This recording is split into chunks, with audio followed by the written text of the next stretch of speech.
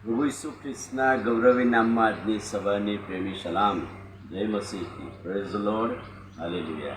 પવિત્ર આત્માના કાર્યો વિશે આપણે જોતા આવ્યા છે કે પવિત્ર આત્માનું કાર્ય વિશ્વાસીઓના જીવનમાં કેવી રીતે પરિપૂર્ણ થાય છે. 50મા દિવસથી લઈને આજ દિન સુધી મંડળીમાં પવિત્ર આત્માનું સામર્થ્ય અને એનું કામ આપણને જોવા મળે છે. પહેલી વાત, વિશ્વાસીઓ એ ઈશ્વરના દીકરા હોવાની ખાતરી પવિત્ર આત્મા આપે છે. પવિત્ર આત્મા દરરોજ ખાતરી આપે કે આપણે વિશ્વાસીઓ એ ઈશ્વરના દીકરા દીકરીઓ છે એની ખાતરી કરાવે છે. રોમિયોને પત્ર 8 અને 16 વચન આપણા આત્માની સાથે પવિત્ર આત્મા પોતે સાક્ષી આપે છે કે આપણે દેવના છોકરા છે. પવિત્ર આત્મા આપણી સાથે સાક્ષી પૂરે છે કે આપણે દેવના છોકરા છીએ. દેવના છોકરા હોવાનો અધિકાર કે હક વિશ્વાસીઓને પ્રભુએ આપ્યો છે. બીજી વાત, આપણને તે મુદ્રાંકિત કરે છે, નક્કી કરે છે. એફએસી 1 અને 13 તેનામાં વચનના પવિત્ર આત્માથી મુદ્રાંકિત કરે છે. બીજો કોરિન્થી 1 અને 22 તેણે અમને મુદ્રાંકિત કર્યા છે અને આપણા હૃદયોમાં પવિત્ર આત્માનું બાનું પણ આપ્યું છે. એટલે કે નિશ્ચિત આપણને પવિત્ર આત્માએ મુદ્રાંકિત કર્યા છે, સ્થાપિત કર્યા છે.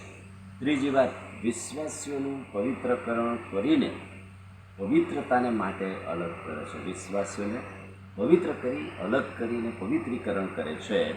1 થેસ્સલોનિકી 2 અને 13 કેમ કે આત્માના પવિત્રીકરણ વડે સત્ય પરના વિશ્વાસ વડે તારણને અર્થે દેવે તમને આરંભથી પસંદ કર્યા છે.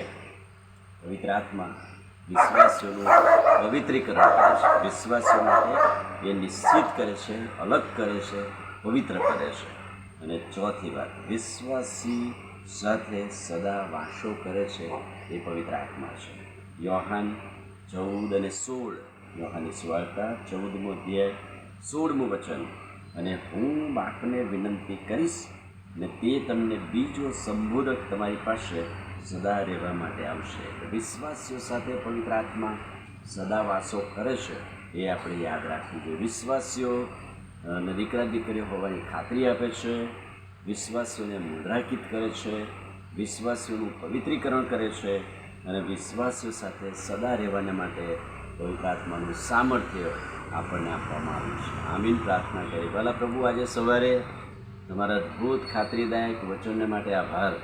તમે તમારા પવિત્ર આત્માની ભેટ અમને આપીને અમારું પવિત્રીકરણ કર્યું, અમારી સાથે સદા રહેવાની આત્મા આપ્યો માટે આભાર. આજના દિવસની પણ કૃપા અને સામર્થ્ય આપો. પ્રભુ ઈસુના નામમાં માગીએ છીએ, સાંભળો અને માન્ય કરો. આમીન. God bless.